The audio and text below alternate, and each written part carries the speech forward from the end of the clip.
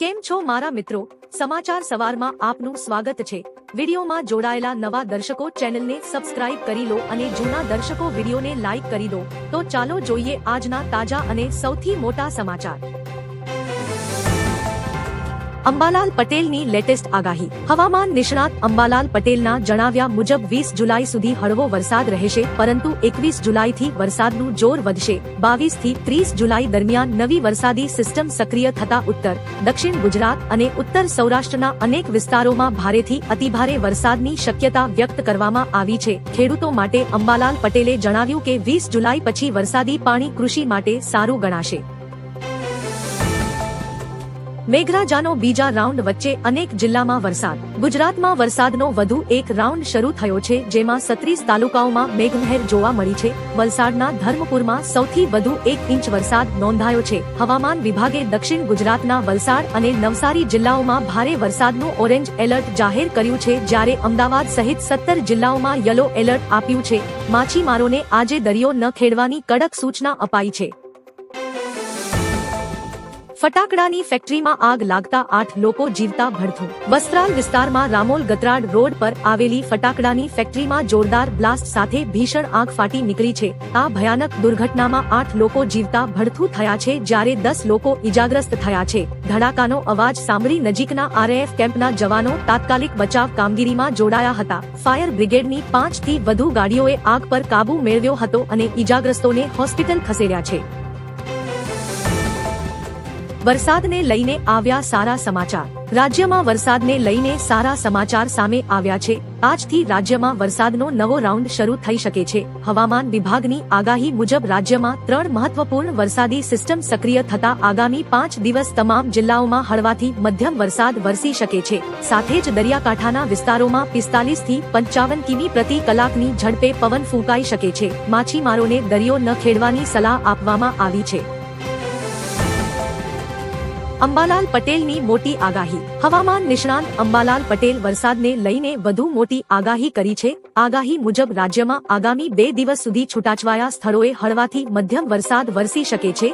જો કે 22 જુલાઈ બાદ રાજ્યમાં વરસાદનો બીજો રાઉન્ડ શરૂ થવાની સંભાવના વ્યક્ત કરી છે, જ્યારે 27 થી 30 જુલાઈ દરમિયાન રાજ્યના અનેક વિસ્તારોમાં ભારે વરસાદ પડી શકે છે, જ્યારે ઉત્તર ગુજરાતમાં 3 ઇંચ સુધી વરસાદ થવાની શક્યતા વ્યક્ત કરી છે। ભારતે વિક્રમ 1 લોન્ચ કરી ઇતિહાસ રચ્યો।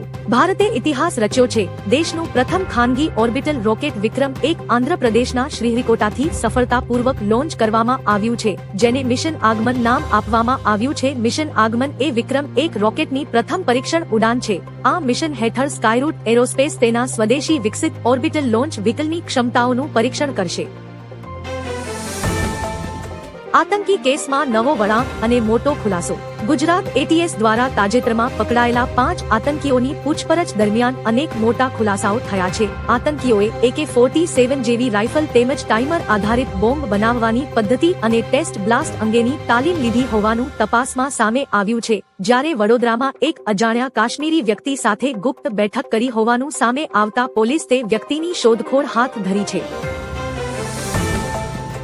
પોલીસે પ્રદર્શનકારીઓને જંતર મંતરથી હટાવ્યા। દિલ્હીમાં જંતર મંતર પર છેલ્લા 20 દિવસથી ભૂખ હડતાળ પર બેઠેલા સોનમ વાંગચુકને પોલીસે હાઈકોર્ટના આદેશ બાદ હોસ્પિટલ લઈ ગઈ છે। આ વચ્ચે પ્રદર્શન સ્થળ પર હાજર તમામ પ્રદર્શનકારીઓને હટાવવામાં આવી રહ્યા છે। પ્રદર્શનકારીઓને પોલીસે જંતર મંતર ખાલી કરવા અપીલ કરી છે। હાલમાં પ્રદર્શન સ્થળ પર મોટી સંખ્યામાં પોલીસ દળ તૈનાત કરાયું છે।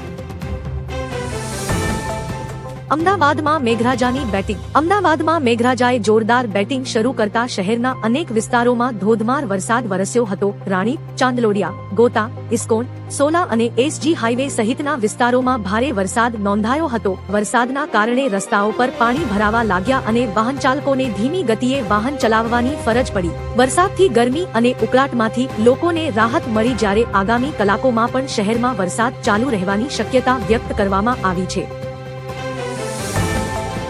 પીવી સિંધુએ ઇતિહાસ રચ્યો. ભારતીય બેડમિન્ટન સ્ટાર પીવી સિંધુએ જાપાન ઓપન સેમીફાઇનલમાં સ્થાન મેળવીને ઇતિહાસ રચ્યો છે. તે છેલ્લા 16 વર્ષમાં ટુર્નામેન્ટના ટોચના 4માં પહોંચનારી બીજી ભારતીય મહિલા શટલર બની છે. સાઇના નેહવાલે અગાઉ 2011માં આ સિદ્ધિ હાંસલ કરી હતી. સિંધુનો સામનો ક્વાર્ટર ફાઇનલમાં જાપાનની નોઝોમી ઓકુહારા સામે થવાનો હતો, પરંતુ ઓકુહારાએ મેચમાંથી ખસી જતા તેને વોકઓવર મળ્યો હતો.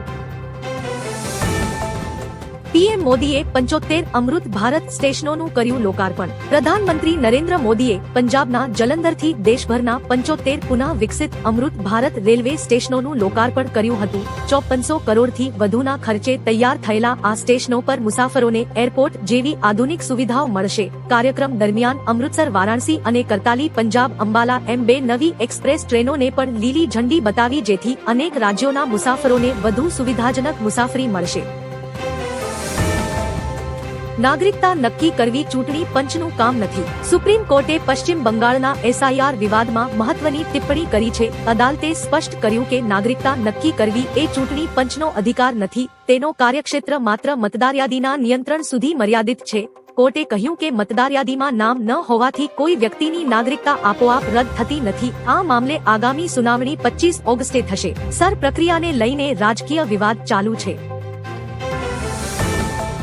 વડોદરામાં ચાંદીપુરાની એન્ટ્રી. રાજ્યમાં ચાંદીપુરા વાયરસનો ખતરો સતત વધી રહ્યો છે. વડોદરામાં પ્રથમ કેસ મળી આવતા આરોગ્ય વિભાગ દોડતું થયું છે.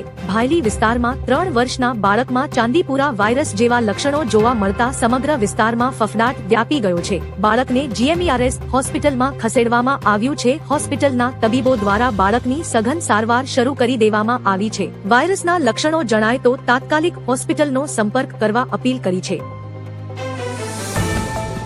સીએમ ભૂપેન્દ્ર પટેલે ગાડી રોકી ગ્રામજનો અને બાળકો સાથે કર્યો સંવાદ. આણંદ જિલ્લાના અંબાલી ગામના માર્ગે પસાર થતા મુખ્યમંત્રી ભૂપેન્દ્ર પટેલે અચાનક પોતાનો કાફલો રોકી બાળકો અને ગ્રામજનોને મળ્યા. તેમણે સૌ સાથે આત્મીયતાથી વાતચીત કરી, બાળકોને વહાલ આપ્યો અને વડીલોના હાલચાલ પૂછ્યા. મુખ્યમંત્રીના નિખાલસ સ્મિત અને સરળ સ્વભાવથી ગ્રામજનોમાં ખુશીનો માહોલ છવાઈ ગયો. આ હૃદયસ્પર્શી મુલાકાતે લોકોમાં અપાર આત્મીયતા અને વિશ્વાસની લાગણી જગાવી હતી.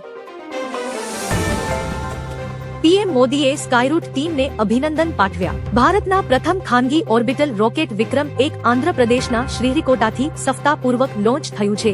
આ અવસર પર પીએમ મોદીએ સ્કાયરૂટને એરોસ્પેસની ટીમને અભિનંદન પાઠવ્યા છે. પીએમ મોદીએ ફોન પર વાત કરી વૈજ્ઞાનિકોને શુભકામનાઓ આપી અને કહ્યું કે ભારતની અવકાશ યાત્રાનું નવું મિશન છે. વધુમાં તેમણે કહ્યું કે હજુ આ શરૂઆત છે.